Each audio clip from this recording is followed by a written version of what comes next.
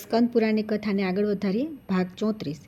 તે કુંડમાં સ્નાન કરીને જે ભગવાન પુરુષોત્તમના દર્શન કરે છે તે મુક્ત થઈ જાય છે. ત્યાં સબરદીપક નામનો એક શ્રેષ્ઠ આશ્રમ છે, જે ભગવદ્ વિગ્રહથી પશ્ચિમ દિશામાં સ્થિત છે. તે આશ્રમમાં એક પગદંડીનો રસ્તો છે, જેના પરથી ભગવાન વિષ્ણુના સ્થાન સુધી જઈ શકાય છે. ત્યાં શંખચક્ર ગદાધારી સાક્ષાત ભગવાન જગન્નાથ બિરાજમાન છે. તેઓ કરુણાના સાગર છે. દર્શન માત્રથી બધા જીવોને મુક્તિ આપે છે. હે રાજન, દેવાધિદેવ જગન્નાથની પ્રસન્નતા માટે મેં 1 વર્ષ સુધી પુરુષોત્તમ ક્ષેત્રમાં નિવાસ કર્યો. હું મહામૂર્ખ હતો, પરંતુ તેમની કૃપાથી અત્યારે 18 વિદ્યાઓમાં પ્રવીણ થઈ ગયો છું. મારી બુદ્ધિ પણ નિર્મળ થઈ ગઈ છે, જેથી ભગવાન વિષ્ણુ સિવાય મને બીજું કોઈ દેખાતું નથી. તમે સદા દ્રઢતાપૂર્વક ઉત્તમ વ્રતનું પાલન કરનારા વિષ્ણુ ભક્ત છો, તેથી તમારી પાસે આવ્યો છું. હું તમારી પાસે આજે ધન કે ભૂમિ માગતો નથી, માત્ર એટલું જ કહું છું કે મારી આ વાત પર વિશ્વાસ કરીને ત્યાં પુરુષોત્તમ ક્ષેત્રમાં નિવાસ કરનારા ભગવાન લક્ષ્મીપતિની ભક્તિ કરો. આ પ્રમાણે કહીને તે જટાધારી યાત્રી બધાની સામે જ અંતર્ધ્યાન થઈ ગયા. આ જોઈને રાજાને ભારે આશ્ચર્ય થયું. તેમણે વ્યાકુળ થઈને પુરોહિતને કહ્યું કે આ અલૌકિક વૃત્તાંત અલૌકિક પુરુષ પાસેથી જ સાંભળ્યું છે. હવે મારી બુદ્ધિ જ્યાં ભગવાન ગદાધર વિરાજમાન છે ત્યાં જવા માટે ઉતાવળી થઈ રહી છે. હે દ્વિજ શ્રેષ્ઠ, મારા ધર્મ, અર્થ અને કામ એકબીજાને અનુકૂળ રહીને સદા તમારે આધીન રહે છે. તમારી કૃપાથી મેં ત્રિવર્ગની સાધના તો કરી લીધી, પરંતુ આ ભગવત દર્શનના કાર્યમાં પણ તમે મારી સાથે આવશો તો હું તમારા સહયોગથી ચારે પુરુષાર્થોને પ્રાપ્ત કરી લઈશ.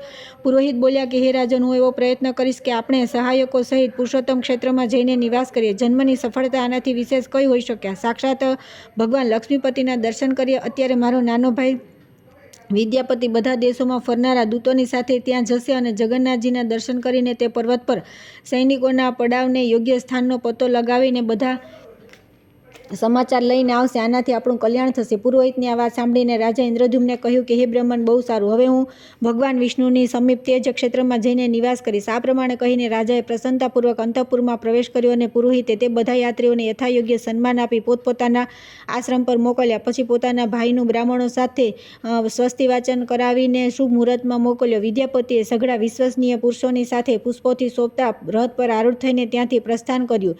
તેણે રથમાં બેઠા બેઠા એવો વિચાર કર્યો કે મારો જન્મ સફળ થઈ ગયો. મારી રાત્રિ મંગલમય પ્રભાતના દર્શન કરાવનારી થશે, કેમ કે હું ભગવાનના તે મુખારવિંદના દર્શન કરીશ, જે સમસ્ત પાપોને દૂર કરનારા છે. શ્રવણ, મનન વગેરે સાધનોથી નિરંતર પ્રયત્ન કરનાર સાધક જેમને પોતાના હૃદયકમળમાં વિરાજમાન જુએ છે, તે જ ભગવાન ચક્રપાણીને આજે હું નીલાચલના શિખર પર સાક્ષાત શરીર ધારણ કરેલા જોઈશ.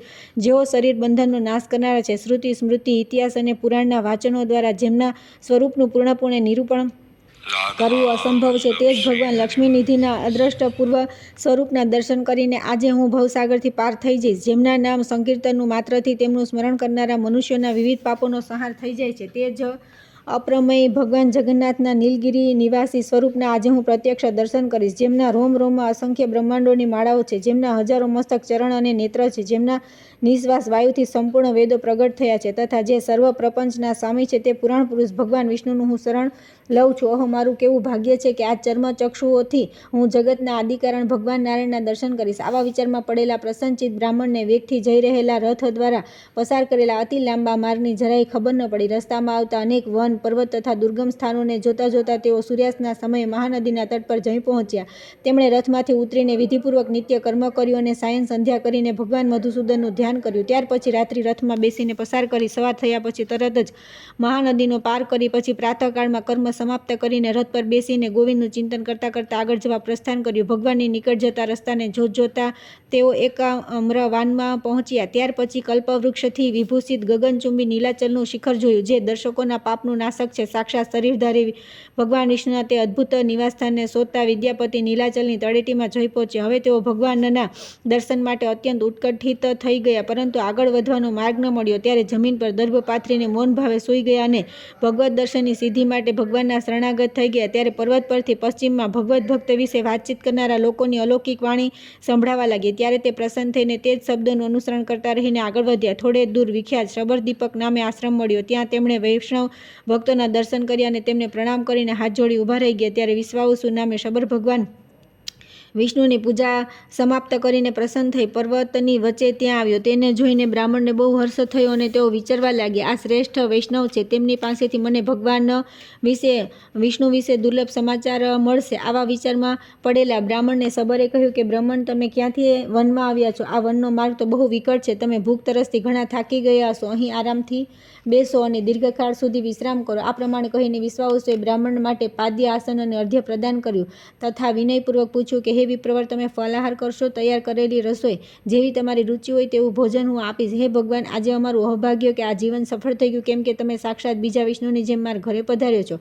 આ પ્રમાણે પૂછવાથી વિદ્યાપતિએ કહ્યું કે હે વૈષ્ણવ શ્રેષ્ઠ, ફળ અથવા તૈયાર કરેલી રસોઈથી મારું કોઈ પ્રયોજન નથી. હું બહુ દૂરથી જે ઉદ્દેશના માટે આવ્યો છું તેને સફળ કરો. હું અવંતીપુરીના નિવાસી મહારાજ ઇન્દ્રદ્યુમ્નનો પુરોહિત છું અને ભગવાન વિષ્ણુના દર્શનની ઈચ્છાથી અહીં આવ્યો છું. રાજાએ મને અહીં નિવાસ કરતા નીલમાધવ શ્રીહરિના દર્શન કરવા માટે મોકલ્યો છે. દર્શન કરીને હું જ્યાં સુધી રાજાને આના સમાચાર નહીં પહોંચાડું ત્યાં સુધી રાજા નિરાહાર રહેશે. તેથી તમે મને ભગવાન વિષ્ણુના દર્શન કરાવો. ત્યાર પછી આવે છે, વિદ્યાપતિએ શબરની સાથે નીલમાધવના દર્શન કરીને તીર્થની પરિક્રમા કરવી અને અવંતીમાં જઈને રાજા ઇન્દ્રદ્યુમ્નને બધા સમાચાર સંભળાવા. જૈમિનીજી કહે છે કે બ્રાહ્મણની વાત સાંભળીને શબરે અવિનાશી ભગવાન વિષ્ણુનું ધ્યાન કરતા કહ્યું કે હે વિપ્રવર, મેં પહેલેથી જ આ સમાચાર જાણી રાખ્યા હતા કે આ તીર્થમાં રાજા ઇન્દ્રદ્યુમ્ન નિવાસ કરશે. ચાલો પર્વત પર જઈએ. આમ કહીને શબર બ્રાહ્મણને તે જ માર્ગે ગહન વનમાં લઈ ગયો. ઉપર ચડતા પથ્થરોના કારણે ઊંચી નીચી જમીન પર એક માણસ ચાલી શકે એવો રસ્તો હતો. તે પણ કાંટાના કારણે બહુ દુર્ગમ હતો અને ત્યાં પ્રાય અંધારું રહેતું હતું. સબર વારંવાર સૂચનાઓ દ્વારા રસ્તાનો પરિચય આપ્યા કરતો હતો. આ પ્રમાણે 4 ઘડી સુધી ચાલીને તે બંને રોહિણ કુંડના તટ પર પહોંચ્યા. તે જોઈને શબરે કહ્યું કે હે દ્વિજ શ્રેષ્ઠ, આ રોહિણ નામનો કુંડ છે જે સમસ્ત જળની ઉત્પત્તિનું કારણભૂત મહાતીર્થ છે. અહીં સ્નાન કરીને મનુષ્ય વૈકુંઠ ધામમાં જાય છે. આના પૂર્વ ભાગમાં મહાન કલ્પવટ છે, જેની છાયામાં જઈને મનુષ્યનું બ્રહ્મહત્યા જેવું મહાન પાપ પણ ક્ષીણ થઈ જાય છે. આ બંનેની મધ્યમાં જે કુંજ છે તેમાં વેદાંત પ્રતિપાદિત સાક્ષાત ભગવાન જગન્નાથજી વિરાજમાન છે. એમના દર્શન કરો. દર્શન કરવાથી તમામ પાપોનો વિનાશ થઈ જાય છે અને ત્યાર પછી હું ભવસાગરમાં પડ્યો છું. આવા શોક અને ચિંતાનો સદાના માટે ત્યાગ કરી દો. ત્યારે વિદ્વાન બ્રાહ્મણ વિદ્યાપતિએ પ્રસન્નતાપૂર્વક તે કુંડમાં સ્નાન કર્યું અને દૂરથી જ મન, વાણી અને મસ્તક દ્વારા ભગવાનને પ્રણામ કરીને હર્ષથી ગદગદ વચન બોલીને તેમની સ્તુતિ કરી કે હે પ્રભુ, આપ પ્રકૃતિ અને પુરુષથી સર્વથા અતીત પુરુષોત્તમ છો, સર્વવ્યાપી અને પરાત્પર છો. આ ચરાચર જગતને ભિન્ન ભિન્ન અવસ્થાઓમાં પરિણત કરનારા આપ જ છો. હે પરમાર્થ સ્વરૂપ પરમેશ્વર, આપને નમસ્કાર છે. હે જગતપતે, શ્રુતિ, સ્મૃતિ, પુરાણ અને ઇતિહાસ દ્વારા પ્રતિપાદિત સમસ્ત કર્મોથી એકમાત્ર આપની જ આરાધના થાય છે. જેમના ચરણ કમળોના સંયોગથી સર્વ તીર્થમય ગંગા ત્રણેય લોકને પવિત્ર કરે છે તે પરમ પાવન ભગવાન શ્રી હરિને નમસ્કાર છે. જેમના આનંદના અંશ માત્રથી સંપૂર્ણ વિશ્વના પ્રાણીઓ આનંદથી જીવન ધારણ કરે છે. સમસ્ત પાપોથી રહિત તે બ્રહ્મ સ્વરૂપ વિષ્ણુને નમસ્કાર છે. હે પ્રભુ, આપ નિર્મલ સ્વરૂપ, કલ્યાણ રૂપ, સર્વ પ્રકારની આસક્તિઓથી રહિત તથા વિશ્વ સાક્ષી છો. આપને નમસ્કાર છે. આપના અસંખ્ય ચરણ, નેત્ર, મસ્તક, મુખ અને ભુજાઓ છે. આપ બધાને જીતનારા છો. બધા જીવ આપના સ્વરૂપ છે. એવા આપ સર્વસ્વ પરમાત્માને નમસ્કાર છે. હે ભગવાન, આ અસાર સંસારમાં ચક્કર લગાવવાના કારણે હું રોગ અને શોકથી અત્યંત વ્યથિત છું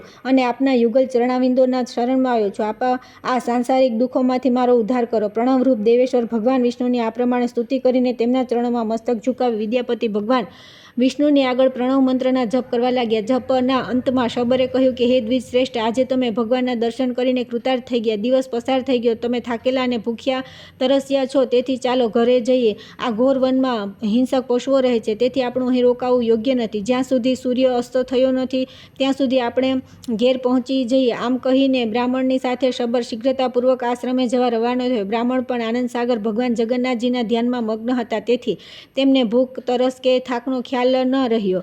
ભગવત ચિંતનમાં ડૂબેલા હોવાથી શરીરમાં તેમની આસક્તિ ન હતી. તેઓ દેહાધ્યાસથી ઉપર ઉઠીને ચૂક્યા હતા. તેથી કાંટા, કાંકરા અને ઊંચા નીચા દુર્ગમ માર્ગમાં ચાલતા તેમને કષ્ટનો અનુભવ ન થયો. ઘેર આવીને શબરે બ્રાહ્મણને વિવિધ પ્રકારના પવિત્ર દિવ્ય પદાર્થો આપીને સારી રીતે તેમનું પૂજન કર્યું. ત્યાર પછી શબરના આપેલા રજોચિત ઉપચારોથી પૂર્ણપણે તૃપ્ત થઈને બ્રાહ્મણને બહુ આશ્ચર્ય થયું. તેમણે કહ્યું કે હે સાધુ, તમે મારા સત્કાર માટે જે અલૌકિક વસ્તુઓ સમર્પિત કરી છે તેવા પદાર્થ તો રાજાઓ માટે પણ સમર્પિત થતા નથી. તમારા ઘરમાં આવી દિવ્ય વસ્તુઓનો સંગ્રહ છે એ ઐશ્વર્યની વાત છે. શબરે કહ્યું કે હે દ્વિજ શ્રેષ્ઠ, ઇન્દ્ર વગેરે દેવતાઓ દરરોજ દિવ્ય ઉપચાર લઈને જગન્નાથજીની પૂજા કરવા માટે આવે છે. પૂજા કરીને ભક્તિપૂર્વક સ્તુતિ અને નમસ્કાર કરે છે. પછી ગીત, વાદ્ય અને નૃત્ય દ્વારા ભગવાનને સંતુષ્ટ કરી પોતાને સ્થાને પાછા જાય છે. આ બધા દિવ્ય પદાર્થો જગન્નાથજીનો પ્રસાદ છે જે મેં તમને અર્પિત કર્યો છે. ભગવાનના આ પ્રસાદને ખાઈને અમારા લોકોના રોગ અને વૃદ્ધત્વનો નાશ થઈ ગયો છે, જેના સેવનથી મનુષ્ય મોક્ષ પ્રાપ્ત કરે છે. એવા પ્રસાદને જો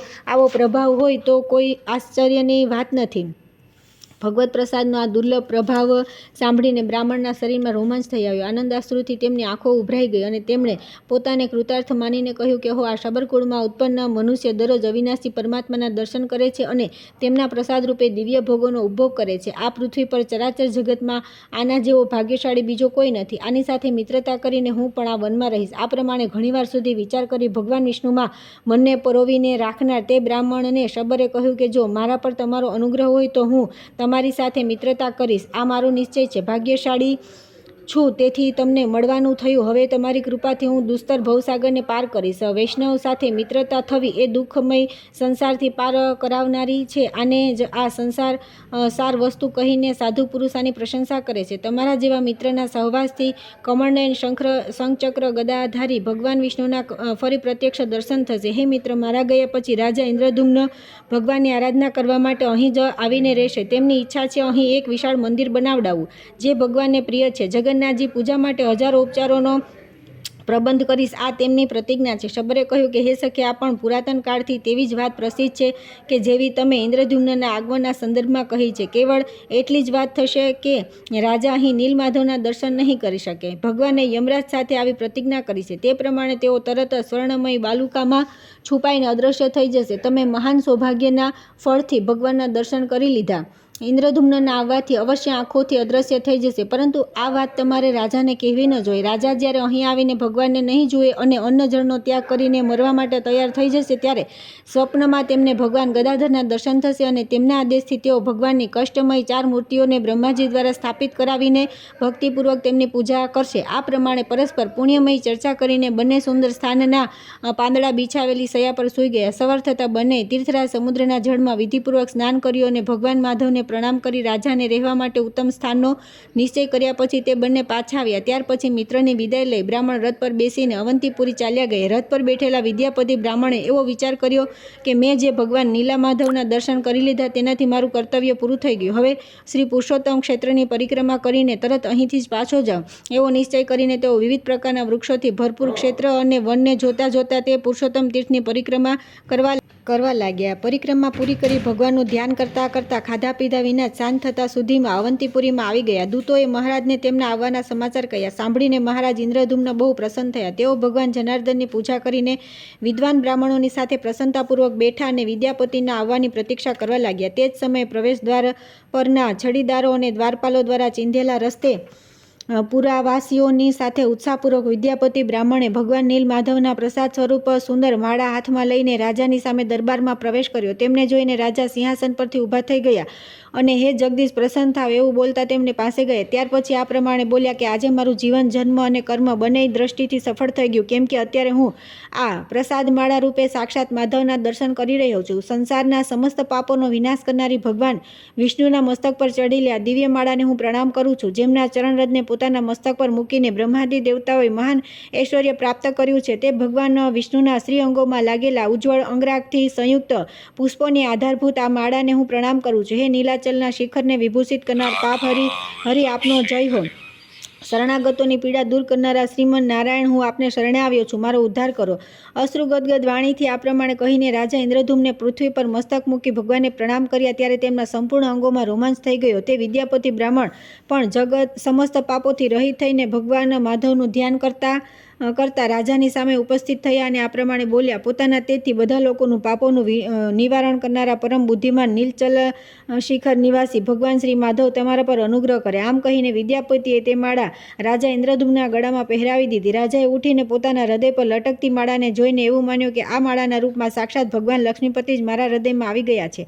પછી બંને હાથ માથા પર જોડીને તેમણે પોતાના નેત્ર થોડા બંધ કરી લીધા અને આનંદ આશ્રુઓથી ગદગદ કંઠે શ્રીહરિને આ પ્રમાણે સ્તુતિ કરી. ઇન્દ્રદ્યુમ્ન બોલ્યા કે સમસ્ત સંસારની સૃષ્ટિ પાલન અને સંહારરૂપી શિલ્પના કારીગર આપનો જય હો. પોતાના વિશ્વરૂપના રોમ રોમમાં અસંખ્ય બ્રહ્માંડોનો ભાર ધારણ કરનારા નારાયણ આપનો જય હો. હે પ્રભુ, આપ સર્વના અંતર્યામી તથા શરણાગતોના દુઃખ દૂર કરનારો છો. બ્રહ્મા, ઇન્દ્ર તથા રુદ્ર આદિ દેવતાઓના મુગટથી આપના ચરણાવિંદોની વિચિત્ર શોભા હોય છે. આપ દીન, અનાથ અને વિપત્તિગ્રસ્ત પ્રાણીઓની રક્ષામાં સદૈવ તત્પર રહો છો.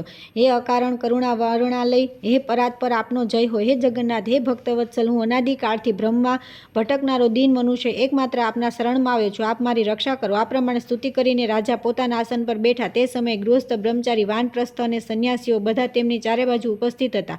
18 વિદ્યાઓમાં કુશળ યજ્ઞ કરતા બ્રાહ્મણો સાથે રાજાએ બહુ આદરપૂર્વક વિદ્યાપતિનું પૂજન કર્યું અને પોતાની સામે બાજટ પર બેસાડીને શરૂથી જ કુશળ સમાચાર પૂછ્યા. પુરુષોત્તમ ક્ષેત્રના મહાત્મય નીલમણિ વિગ્રહધારી ભગવાન વિષ્ણુનો મહિમા તથા સ્વરૂપ વિશે પણ પ્રશ્ન પૂછ્યો. ત્યારે વિદ્યાપતિએ પોતાના અનુભવમાં આવેલા સબરદ્વીપમાં પ્રવેશથી લઈને સમુદ્ર સ્નાન કરવા સુધીના પુરુષોત્તમ ક્ષેત્ર સંબંધી સમસ્ત વૃત્તાંતને વિસ્તારપૂર્વક કહી સંભળાવ્યો. નીલાચલ પર ચઢવું, નીલમાધવના દર્શન કરવા, રોહિણકુંડમાં સ્નાન કરવું, કલ્પવટનો મહિમા, ઋષિ વગેરે સ્વરૂપોની પ્રતિષ્ઠા, 8 શિવ અને 8 શક્તિઓની સ્થિતિ, રથમાં ફરીને જોયેલી પુરુષોત્તમ ક્ષેત્રની લંબાઈ અને પહોળાઈ બધાનું ક્રમશઃ યથાવત વર્ણન કર્યું. તે અદ્ભુત વૃત્તાંત સાંભળીને પ્રસન્ન થયેલા રાજા ઇન્દ્રધૂમે કહ્યું કે હે ભગવાન, નીલેન્દ્ર મણિમય વિગ્રહવાળા ભગવાન વિષ્ણુના સ્વરૂપનું યથાર્થ વર્ણન કરો. વિદ્યાપતિ બોલ્યા કે હે રાજન, હું ભગવાન જગન્નાથની આ દિવ્ય મૂર્તિનું વર્ણન કરું છું, જેને આ ચર્મચક્ષુથી જોઈને મનુષ્ય મોક્ષનો અધિકારી બની જાય છે. ભગવાનની તે મૂર્તિ ઘણી પ્રાચીન તથા ઇન્દ્ર નીલમણિ નામના પ્રસ્તરથી બનેલી છે. બ્રહ્મા, રુદ્ર અને ઇન્દ્ર વગેરે દેવતા દરરોજ જોઈને તેની પૂજા કરે છે. આ દિવ્યમાળા દેવતાઓએ જ ભગવાનને અર્પણ કરી હતી. હે રાજન, આ ન તો કદી કરમાય છે અને ન કદી આની સુગંધ ઓછી થાય છે. ભગવાનના દિવ્ય ઉપહારમાં આવેલા પ્રસાદનું ભક્ષણ કરવાથી મારા સમસ્ત પાપ ક્ષીણ થઈ ગયા છે અને હું દેવતાઓની જેમ અલૌકિક તેજથી સંપન્ન થઈ ગયો છું. શું તમે આ વાતને જોતા નથી? હે મહારાજ, ત્યાં ભોગ અને મોક્ષ બંને એક સાથે સ્થિત છે. વૃદ્ધાવસ્થા, રોગ અને શોક વગેરે દુઃખોનો ત્યાં અત્યંત અભાવ છે. તે તીર્થમાં વિકસિત નીલકમલ જેવા વિશાળ નેત્રોવાળા ભગવાન જગન્નાથ પ્રસન્ન વદને વિરાજમાન છે, જેઓ શરણાગતોને અમૃતમય મોક્ષ પ્રદાન કરે છે. ત્યાર પછી આવે છે ભગવાન જગન્નાથના નીલમણિમય વિગ્રહનું વર્ણન, ઇન્દ્રધૂમ્નની પાસે નારદજીનું આગમન અને ભક્તિ તેમજ ભક્તના સ્વરૂપનું વિવેચન.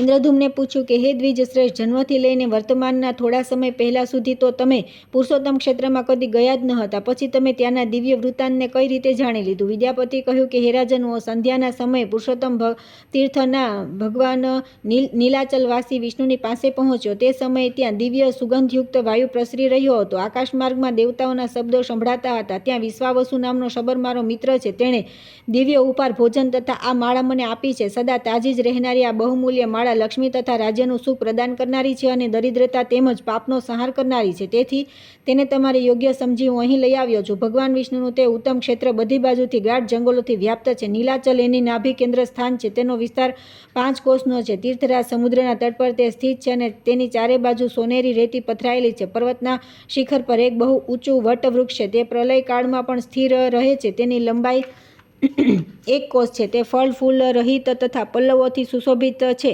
સૂર્ય ન હોય ત્યારે પણ તેની છાયામાં જ કોઈ પરિવર્તન થતું નથી. તેની પશ્ચિમમાં રોહિણ નામે પ્રસિદ્ધ કુંડ છે. તે જળનું ઉદ્ગમ સ્થાન છે. તેમાં ઉતરવા માટે નીલ પથ્થરોની સીડી તેમની શોભામાં વૃદ્ધિ કરે છે. કુંડની બહાર ચારે દિશાઓમાં સ્ફટિકમણીની 4 વેદીઓ છે. પાપ રાશિનો સંહાર કરનારા પવિત્ર જળથી ભરપૂર તે કુંડ બહુ જ મનોરમ છે. કુંડની પૂર્વ દિશામાં જે વેદી છે તેના મધ્ય ભાગમાં શંખચક્ર ગદાધારી ઇન્દ્ર નીલમણિમય ભગવાન વિષ્ણુ વિરાજમાન છે. તે સ્થાન વટવૃક્ષની છાયા પડવાથી સદા શીતળ રહે છે. ભગવાનનો તે વિગ્રહ 81 આંગળ ઊંચો છે અને સુવર્ણમય કમળની ઉપર સ્થિત છે. તે વિગ્રહના મુખચંદ્રથી 3 પ્રકારના તાપોનું નિવારણ થાય છે. ભગવાનના બંને નાસિકાપુર તલના ફૂલ જેવી શોભા ધરાવે છે. પથ્થરની મૂર્તિ હોવા છતાં પણ ભગવાનના હોઠ પર મુસ્કાનની છટા છવાયેલી રહે છે. હસવાથી ખીલેલા બંને ગાલ દ્વારા દાઢી બહુ સુંદર દેખાય છે. મુખના બંને ખૂણા એવા દેખાય છે કે જાણે કોઈ બીજી મૂર્તિના મુખકોણ આવા કદી બન્યા જ ન હોય. હાસ્યયુક્ત હોઠ, કપોલ, દાઢી અને મુખના સુંદર ખૂણા વગેરેને ધારણ કરનારા ભગવાન માધવ, વિશ્વકર્મા વગેરે શિલ્પીઓના માટે આદર્શ બનેલા છે. મકરાકાર કુંડળોથી શોભાયમાન બંને કાન દ્વારા ભગવાનનું મુખચંદ્ર ગુરુ અને શુક્રના મધ્ય ભાગમાં સ્થિત પૂર્ણચંદ્રનો ઉપાસ કરી રહ્યું છે. ગળાના સુંદર આભૂષણોથી શોભાજનક કંઠ પ્રદેશ દ્વારા ભગવાન પોતાના દર્શન કરનાર ભક્તોના ચિત્તમાં દક્ષિણાવર્ત શંખથી મુક્તામણી પ્રગટ થવાની આશંકા જન્માવે છે. તેમના ખભા ભરાવદાર અને પહોળા છે. ઘૂંટણ સુધી લાંબી 4 ભુજાઓ છે. વક્ષસ્થળ પર સ્વચ્છ તેમજ નિર્મળ હાર શોભી રહ્યા છે. દિવ્ય કૌસ્તુભ મણીમાં પડેલા પ્રતિબિંબના રૂપમાં જાણે તે 14 ભુવનોને ધારણ કરે છે. ઊંડી નાભિરૂપી સરોવરમાં પ્રવિષ્ટ થયેલી સૂક્ષ્મ રોમવાલીઓના કારણે ભગવાનનો શ્રી વિગ્રહ બહુ મનોહર પ્રતીત થાય છે. ગળામાં લટકી રહેલો હાર ત્રિવલીના મધ્ય ભાગ સુધી સ્પર્શ કરે છે. મોતીની માળા કમર સુધી લટકી રહી છે. તેઓ પીતાંબરથી શોભી રહ્યા છે. બંને જાંઘો બે સ્તંભ જેવી લાગે છે, જાણે તે મોક્ષના મંગળમય ધામમાં જવા માટે બહારના દ્વારના આશ્રય હોય. ભગવાનના બંને ચરણ, ગોળાકાર ઘૂંટણો, પગ સુધી લટકતી રહેલી વનમાળા તથા રત્નમય કડાઓથી શોભી રહ્યા છે. તે હાર કંકણ, બાજુબંધ અને મુગટ વગેરેથી વિભૂષિત છે. ભગવાન પોતાના ચારે હાથોમાં ક્રમશઃ ચક્ર, પદ્મ, ગદા અને શંખરૂપમાં પરિણીત જ્ઞાન, અહંકાર, ઐશ્વર્ય તથા શબ્દબ્રહ્મને ધારણ કરે છે. ભગવાન જગન્નાથ સંપૂર્ણ દિશાઓને પ્રકાશિત કરતા રહીને નીલાચલના શિખર પર બિરાજમાન છે, જેમના દર્શન કરીને ભક્તિપૂર્વક પ્રણામ કરવાથી મનુષ્ય દેહાધ્યાસથી મુક્ત થઈ જાય છે. ભગવાનની ડાબી બાજુ ભગવતી લક્ષ્મી વીણા વાદન કરી રહ્યા છે. તેમની દ્રષ્ટિ ભગવાનના મુખારવિંદને નિરખી રહી છે. તેઓ સંપૂર્ણ લાવણ્યના નિવાસ તથા સમસ્ત અલંકારોથી વિભૂષિત છે. જગતના પિતા અને માતા ભગવાન વિષ્ણુ અને ભગવતી લક્ષ્મી બંને તે પર્વત પર નિવાસ કરે છે. મેં તે બંનેના દર્શન કર્યા. તે બંને મૌન ભાવે બેઠા છે અને પોતાની પ્રસન્નતાપૂર્ણ દ્રષ્ટિથી દર્શન કરનારા પ્રાણી પર કૃપાવૃષ્ટિ કરે છે. દિનજનો પર દયા કરવાના કારણે મેં તેમને ચૈતન્ય રૂપ જ માન્યા છે. તેમની પાછળ પોતાની ફણાઓનું છત્ર ધરીને ભગવાન શેષનાગ ઊભા છે અને આગળના સુદર્શન ચક્રને દિવ્ય શરીર ધારણ કરીને ઊભા રહેલા જોયા છે. સુદર્શનની પાછળ ગરુડજી હાથ જોડીને ઊભા છે. આ પ્રમાણે અદ્ભુત રૂપ ધારણ કરનારા સાક્ષાત લક્ષ્મીપતિ ભગવાન વિષ્ણુના દર્શન કરીને મારું મન વારંવાર તેમના તરફ ખેંચાઈ રહ્યું છે. તીર્થસ્થાન, તપ, દાન, દેવયજ્ઞ અને વ્રતો દ્વારા પણ કોઈ આવા દિવ્ય રૂપમાં ભગવાનના દર્શન કરી શકાતું નથી. જે લોકો નિર્મળ આકાશ જેવા પ્રતીત થનારા પુરુષોત્તમ તીર્થ નિવાસી નીલ વિગ્રહ ભગવાન વિષ્ણુનું ધ્યાન કરે છે, તે સર્વ પ્રકારના બંધનોથી છૂટીને ભગવાન વિષ્ણુના ધામમાં પ્રવેશ કરે છે. જેમણે નીલાચલનાથ ભગવાનના દર્શન કરી લીધા છે, તે જ દાની, તે જ યજ્ઞકર્તા, તે જ સત્યવાદી, તે જ ધર્માત્મા તથા તે જ સંપૂર્ણ ગુણોથી શ્રેષ્ઠ અને સમસ્ત જગતમાં મહાન છે. હે રાજન, ત્યાં જગદીશ્વર માધવના જે સેવક છે તેમની પાસેથી મેં ભગવાનના આ મહાત્મ્યનો પરિચય પ્રાપ્ત કર્યો છે. ત્યાં સૃષ્ટિના આદિકાળથી પરંપરાગત ચાલી આવેલ આ પુરાતન તથા સુપ્રસિદ્ધ આખ્યાન સાંભળીને હું અહીં આવ્યો છું. હે મહારાજ, તમારી જ આજ્ઞાથી શ્રી પુરુષોત્તમના દર્શન કરીને ત્યાંનું પૂરું વૃત્તાંત તમને કહ્યું છે. હવે તમારી ઈચ્છા હોય તેમ કરો. ઇન્દ્રધુમ્ન બોલ્યા કે હે ભગવાન, તમારી વાત મારા માટે સર્વથા વિશ્વસનીય છે. તમારા મુખેથી ભગવાનના પાપહારી સ્વરૂપનું વર્ણન સાંભળીને તથા આ દિવ્ય પ્રસાદમાળાનો સંયોગ પ્રાપ્ત કરીને હું કૃતકૃત્ય થઈ ગયો. અનેક જન્મોના મારા સંચિત પાપો આજે નષ્ટ થઈ ગયા. હવે હું ભગવાન લક્ષ્મીપતિના દર્શનનો અધિકારી થઈ ગયો. હવે હું પૂર્ણ ભાવથી ત્યાંની યાત્રા કરીશ અને આ રાજ્ય અને વૃદ્ધિ પામેલી સમૃદ્ધિ દ્વારા પુરુષોત્તમ તીર્થમાં નિવાસ સ્થાન, નગર અને કિલ્લો બનાવીશ. ભગવાન વિષ્ણુની પ્રાપ્તિ માટે 100 અશ્વમેઘ યજ્ઞનું અનુષ્ઠાન કરીશ અને દરરોજ સેંકડો ઉપચારોથી શ્રીનાથજીની પૂજા કરીશ. વ્રત, ઉપવાસ અને નિયમો દ્વારા જગતગુરુ ભગવાનને પ્રસન્ન કરીશ, જેથી તેઓ મુજ દુઃખી પ્રાણી પર પોતાના વચનામૃતનો અભિષેક કરશે. ભગવાન નારાયણ દિનજનો પર અનુગ્રહ કરનારા છે. આ પ્રમાણે રાજા ઇન્દ્રધુમ્ન શ્રદ્ધાભક્તિપૂર્વક ભગવાન જગદીશ્વરને સ્તુતિ કરી રહ્યા હતા. એટલામાં સંપૂર્ણ ભુવનોને જોવાની ઉત્સુકતા રાખનાર દેવર્ષિ નારદ ત્યાં આવી પહોંચ્યા. વિષ્ણુ ભક્તોમાં શ્રેષ્ઠ બ્રહ્મપુત્ર નારદજીને આવતા જોઈને રાજા એકદમ ઊભા થઈ ગયા અને પાદ્ય અર્ધ્ય આચમન અર્પણ કરીને તેમને ઉત્તમ આસન પર બેસાડીને પ્રણામપૂર્વક હાથ જોડીને બોલ્યા કે આજે મારા સંપૂર્ણ યજ્ઞ, દાન, સ્વાધ્યાય અને તપ સફળ થઈ ગયા, કેમ કે મારા ઘરે બ્રહ્માજીનું બીજું રૂપ એવા દેવર્ષિ નારદ કૃપાપૂર્વક પધાર્યા છે. હે મુને, આપ અહીં સુધી આવવાની કૃપા કરી એટલાથી જ હું કૃતાર્થ થઈ ગયો છું. છતાં આપની પ્રસન્નતા માટે આપની કઈ સેવા કરું, આપની કઈ આજ્ઞાનું પાલન કરું, કયા પ્રયોજન માટે આપે મારા આ ઘરને પવિત્ર કર્યું છે?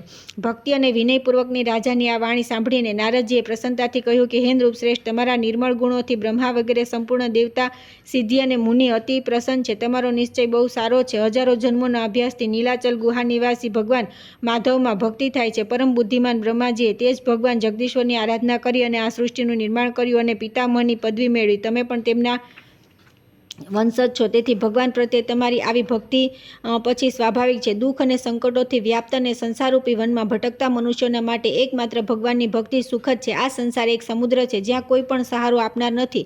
સુખ, દુઃખ અને દ્વંદ્વની પ્રચંડ આંધીનું આમાં હંમેશા તોફાન આવતું જ રહે છે. એ કારણે એ અતિ દુસ્તર છે. આ ભવસાગરમાં ડૂબેલા મનુષ્યના માટે ભગવાન વિષ્ણુની ભક્તિ નૌકા છે. એકમાત્ર માતા ભગવતી વિષ્ણુ ભક્તિનો આશ્રય લઈ સંતુષ્ટ રહેનારા સાધુ પુરુષ કદી શોક કરતા નથી. હે રાજન, દેહધારીઓનું જે બહુ મોટું પાપ છે તે વિષ્ણુ ભક્તિ રૂપી મહાન દાવાનળમાં પતંગિયાની જેમ બળી જાય છે. પ્રયાગ, ગંગા વગેરે તીર્થો, તપસ્યા, શ્રેષ્ઠ અશ્વમેઘ યજ્ઞ, મહાન દાન, વ્રત, ઉપવાસ અને નિયમ આ બધા હજારો વાર કરવામાં આવે અને એ બધાનો પુણ્યોને કરોડો ગણું કરીને એકઠું કરવામાં આવે તો પણ તે વિષ્ણુ ભક્તિના 1000માં ભાગની બરાબરી પણ કરતું નથી. નારદજીના બતાવેલા વિષ્ણુ ભક્તિને મહાત્મ્યને સાંભળીને રાજા ઇન્દ્રધુમ્નના મનમાં વિષ્ણુ ભક્તિનું સ્વરૂપ જાણવાની ઈચ્છા થઈ. તેથી તેમણે પૂછ્યું કે હે ભગવાન, ભક્તિનું સ્વરૂપ કેવું છે, તેના લક્ષણો કહો. નારદજી નારદજીએ કહ્યું કે હે રાજન, સાવધાન થઈને સાંભળો. હું ભગવાન વિષ્ણુની ભક્તિનું સામાન્ય અને વિશેષ રૂપે વર્ણન કરું છું.